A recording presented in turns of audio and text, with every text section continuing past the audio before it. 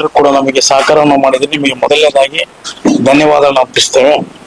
ನಿನ್ನೆ ಏನ್ ನಡೆದ ದಾವಣಗೆರೆ ದಕ್ಷಿಣ ಕ್ಷೇತ್ರ ಉಪಚುನಾವಣೆಯಲ್ಲಿ ಏನು ಮತದಾನ ಮಾಡಿರ್ತಕ್ಕಂಥ ಮತದಾರರಿಗೆ ಹೃದಯಪೂರ್ವಕವಾಗಿರ್ತಕ್ಕಂಥ ಕೃತಜ್ಞತೆಗಳನ್ನ ಅರ್ಪಿಸ್ತೇನೆ. ಜೊತೆಗೆ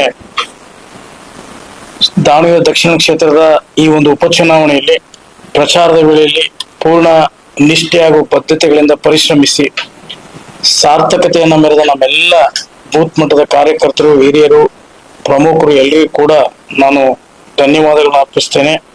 ಹಾಗೂ ಮಂಡಲದ ಪದಾಧಿಕಾರಿಗಳು, ಹಿರಿಯ ನಾಯಕರುಗಳು ಎಲ್ಲರಿಗೂ ಕೂಡ ಕೃತಜ್ಞತೆಗಳನ್ನು ಅರ್ಪಿಸಲಿಕ್ಕೆ ನಾನು ಇಷ್ಟಪಡ್ತೇನೆ.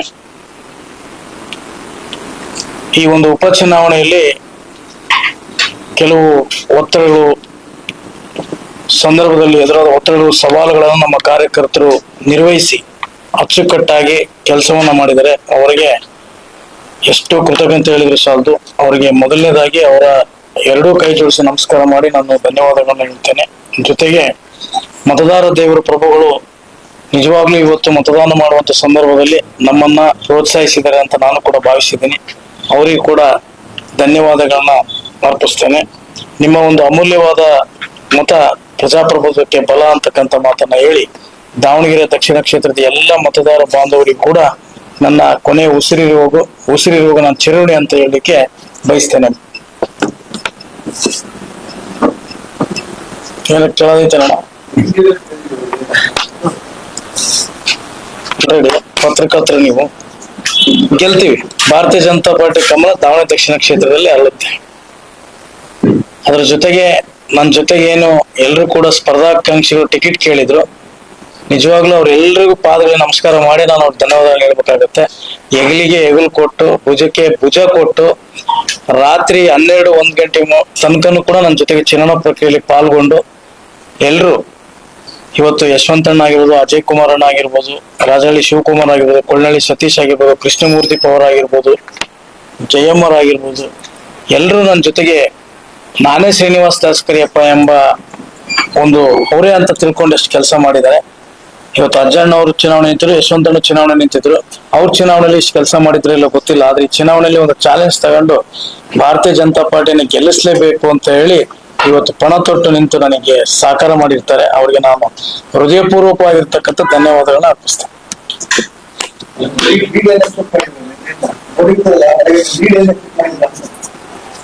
ಗೆಲ್ತೀವಿ, ಹೆಚ್ಚು ಮತಗಳ ಅಂತರದಿಂದ ಗೆಲ್ತೀವಿ.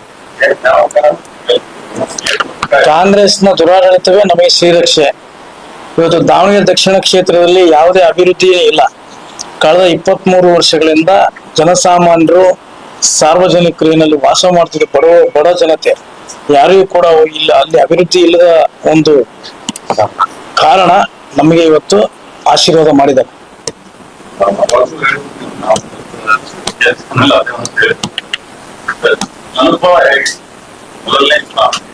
ಪ್ರತಿ ಅನುಭವ ಹೇಗಿತ್ತು ಎಲ್ಲ ಅನುಭವ ಇದ್ರೆ ನಮ್ಗೆ ಈಸಿ ಆಯ್ತು ಸ್ವಲ್ಪ.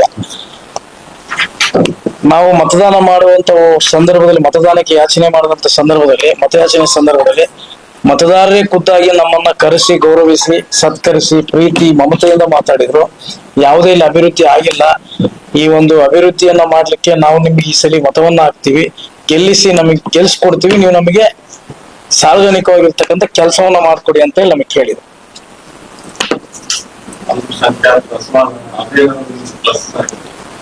ಅಲ್ಪಸಂಖ್ಯಾತರು ಕಳೆದ 20 ವರ್ಷದಿಂದನೂ ಅವರು ನಮಗೆ ಟಿಕೆಟ್ ಕೊಡಿ ಅಂತ ಕಾಂಗ್ರೆಸ್ ಅಲ್ಲಿ ಕೇಳ್ತಾ ಬಂದಿದ್ದಾರೆ. ಆದ್ರೆ ಅವ್ರು ಕೊಟ್ಟಿಲ್ಲ. ಅದು ಚುನಾವಣೆ 4ನೇ ತಾರೀಕು ಫಲಿತಾಂಶದಿಂದ ಗೊತ್ತಾಗುತ್ತೆ. ದೇವರ ಆಶೀರ್ವಾದ.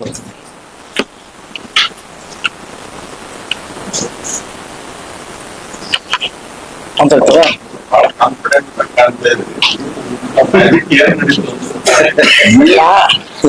ವೆರಿ ಸಿಂಪಲ್, ಏನಿಲ್ಲ.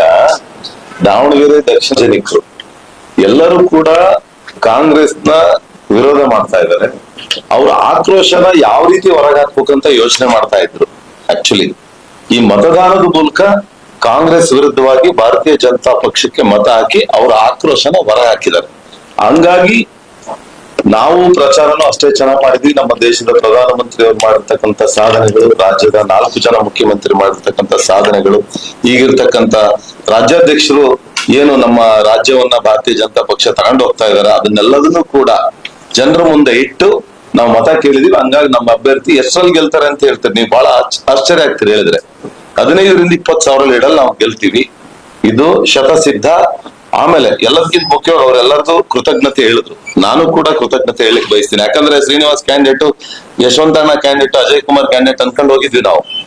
ಎಲ್ಲರೂ ಕೂಡ ಆಸ್ಪಿರೆಂಟ್ಸ್ ಎಲ್ಲ ಕ್ಯಾಂಡಿಡೇಟ್ ಅನ್ಕೊಂಡು ಹೋಗಿದ್ವಿ. ನಾವು ಚುನಾವಣಾಧಿಕಾರಿಗಳಿಗೆ ಕೃತಜ್ಞತೆ ಹೇಳಿಕ್ ಬಯಸ್ತೀನಿ. ಯಾಕಂದ್ರೆ ಸಮಯಕ್ಕೆ ಸರಿಯಾಗಿ 6 ಗಂಟೆ ಕ್ಲೋಸ್ ಮಾಡಿದ್ರು. ನನ್ನ ಯಶವಂತಣ್ಣ ಚುನಾವಣೆಯಲ್ಲಿ 8, 9, 10 ಗಂಟೆ ತನಕ ಚುನಾವಣಾ ವೋಟಿಂಗ್ ನಡೆದಿತ್ತು. ಆಮೇಲೆ ಪೊಲೀಸ್ ಸಿಬ್ಬಂದಿಯವರಿಗೂ ಕೂಡ ನಾವು ಕೃತಜ್ಞತೆಯನ್ನು ಹೇಳಲಿಕ್ಕೆ ಬಯಸ್ತೀವಿ. ಇದೆಲ್ಲದಕ್ಕಿಂತ ಮುಖ್ಯವಾಗಿ ನಮ್ಮ ಭಾರತೀಯ ಜನತಾ ಪಕ್ಷದ ಕಾರ್ಯಕರ್ತರು, ಮುಖಂಡರುಗಳು, ರಾಜ್ಯದ ವರಿಷ್ಠರು, ಮತ್ತೆ ಎಲ್ಲದಕ್ಕಿಂತ ಮುಖ್ಯವಾಗಿ ನಮ್ಮ ಕ್ಯಾಂಡಿಡೇಟ್ ನಮಗೆ ಸಮಯಕ್ಕೆ ಸರಿಯಾಗಿ ಅಷ್ಟೇ ಬೇಗ ನಮಗಿಂತ ಅರ್ಧ ಗಂಟೆ ಮುಂಚೆ ರೆಡಿಯಾಗಿ ನಮಗೆ ಸ್ಪಂದಿಸ್ತಿದ್ರು. ಯಶವಂತಣ್ಣವರು ಅಷ್ಟೇ ಫೋನ್ ಮಾಡ್ತಿದ್ರು, ಇಂಥ ಹತ್ರ ಇದೀವಿ ಬರ್ರಿ ಅಂತ ನಮಗಿಂತ ಮುಂಚೆ. ಹಂಗಾಗಿ ನಮ್ಮ ಎಲ್ಲಾ ವರಿಷ್ಠರುಗಳು, ಬಹಳ ನಮ್ಮ ಕ್ಯಾಂಡಿಡೇಟ್ಸ್ ಎಲ್ಲರೂ ಕೂಡ ಇಲ್ಲಿರ್ತಕ್ಕಂಥವ್ರಾಗ್ಲಿ ಎಲ್ಲಾ ಕಾರ್ಯಕರ್ತರು, ಮುಖಂಡರುಗಳು ತುಂಬಾ ಚೆನ್ನಾಗಿ ಸ್ಪಂದಿಸಿದ್ದಾರೆ. ಹಂಗಾಗಿ ನಾನು ಶ್ರೀನಿವಾಸ್ ದಾಸ್ಕರಿಯಪ್ಪನವರ ಪರವಾಗಿ ನಾನು ಕೂಡ ಅವರೆಲ್ಲರಿಗೂ ಸಹ ಕೃತಜ್ಞತೆಯನ್ನು ಹೇಳಿ ಬಯಸ್ತೇನೆ. SP ಅವರಿಗೆ ಈಗಾಗಲೇ ಕಂಪ್ಲೇಂಟ್ ಮಾಡಿದೆ. ಒಬ್ಬ ರಾಜ್ಯ ಸರ್ಕಾರದ ಮಂತ್ರಿಯಾಗಿ, ಜಿಲ್ಲಾ ಉಸ್ತುವಾರಿ ಮಂತ್ರಿಯಾಗಿ ಇನ್ನೊಬ್ಬರಿಗೆ ನೀತಿ ಪಾಠ ಹೇಳ್ತಕ್ಕಂಥವ್ರು ಮೊದಲು ತಾವು ನೀತಿ ಪಾಠವನ್ನ ಕಲಿಬೇಕು ಅಂತಕ್ಕಂಥ ಮಾತನ್ನ ಈ ಸಂದರ್ಭದಲ್ಲಿ ಹೇಳಕ್ಕೆ ಬಯಸ್ತೇನೆ. ಯಾಕೆಂದ್ರೆ ಒಂದು ಚುನಾವಣಾ ಆಯೋಗನೇ ಹೇಳಿರ್ತದೆ, ಆ ಕ್ಷೇತ್ರದ ಮತದಾರರನ್ನ ಹೊರತುಪಡಿಸಿ ಇನ್ನು ಉಳಿದಂತ ಯಾರೇ ಇದ್ರು, ಹೊರಗಡೆ ಮತದಾರ ಯಾರೇ ಇದ್ರು ಸಹಿತ 48 ಗಂಟೆ ಮುಂಚಿತವಾಗಿ ಆ ಕ್ಷೇತ್ರವನ್ನ ಬಿಟ್ಟು ಹೋಗ್ಬೇಕು ಅಂತಕ್ಕಂಥದನ್ನ ಚುನಾವಣಾ ಆಯೋಗನೇ ನಿಗದಿ ಮಾಡಿದೆ. ಆದರೂ ಸಹ ಆತ ಉತ್ತರ ಕ್ಷೇತ್ರದ ಶಾಸಕರು, ಮಂತ್ರಿ, ದಕ್ಷಿಣ ಕ್ಷೇತ್ರದಲ್ಲಿ ಬಂದು ಒಬ್ಬ ಮಂತ್ರಿಯಾಗಿ ಬೂತ್ಗೆ ಹೋಗಿ ಅಲ್ಲಿ ಸಮಾಚಾರಗಳನ್ನ ತಿಳ್ಕೊಳ್ತಾರೆ, ಕ್ಯಾಂಪೇನ್ ರೀತಿ ಓಡಾಡ್ತಾರೆ ಅಂತಂದ ಹೇಳಂದ್ರೆ ಇವ್ರಿಗೆ ಯಾವ ನೈತಿಕತೆ ಐತಿ ಅಂತಕ್ಕಂಥದನ್ನ ನಾನು ಕೇಳಲಿಕ್ಕೆ ಬಯಸ್ತೀನಿ. ಯಾಕೆಂದ್ರೆ ಇನ್ನೊಬ್ಬರ ಬಗ್ಗೆ ಬಹಳ ಹಗುರವಾಗಿ ಮಾತಾಡ್ತಾರೆ. ಇವರಿಗೆ ನೈತಿಕತೆ ಇಲ್ವಾ ಅಂದರೆ, ಇನ್ನೊಬ್ಬರಿಗೆ ನೈತಿಕತೆ ಪಾಠ ಹೇಳ್ತಕ್ಕಂಥ ಜಿಲ್ಲಾ ಮಂತ್ರಿಗೆ ಇವರಿಗೆ ಏನ್ ನೈತಿಕತೆ ಐತಿ? ಅಕ್ರಮವಾಗಿ ಚುನಾವಣೆ ಗೆಲ್ಬೇಕು ಅಂತನಾ?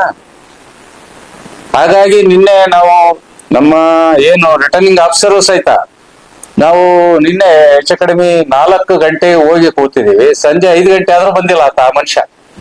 ಕಂಪ್ಲೇಂಟ್ ಕೊಡೋಣ ಅಂತ ಹೋದ್ರೆ ಫೋನ್ ಮಾಡಿದ್ರೆ ನಾವ್ ಅಲ್ಲಿದ್ದೀವಿ ಇಲ್ಲಿದ್ದೀವಿ ಅಂತ ಹೇಳ್ತಾರೆ. SP ಹೇಳ್ತಾರೆ ಅವ್ರು ಎಲ್ಲದಾರೆ ಲೊಕೇಶನ್ ನಾನ್ ಹಾಕ್ಬೇಕಂತ. ಮಂತ್ರಿ ಎಲ್ಲದನ್ನ ಲೊಕೇಶನ್ ಹಾಕ್ರಿ ಅಂತ ಹೇಳ್ತಾರೆ. ಅಂದ್ರೆ ಅವ್ರದ್ದು ಇದು ಏನ್ ಮಾಡ್ತಾ ಇತ್ತು ಹಂಗಾದ್ರೆ, ಪೊಲೀಸ್ ಏನ್ ಮಾಡ್ತಾ ಐತಿ? ಇಡೀ ಊರ್ ತುಂಬಾ CC ಕ್ಯಾಮ್ರಾ ಇದಾವೆ. ಅವ್ರು ಎಲ್ಲಿದ್ದ ಎಂಟ್ರ್ ಆದ್ರು, ಎಲ್ಲಿಗೆ ಹೋದ್ರು ಅಂತ ಗೊತ್ತಿಲ್ವ ಅವ್ರಿಗೆ?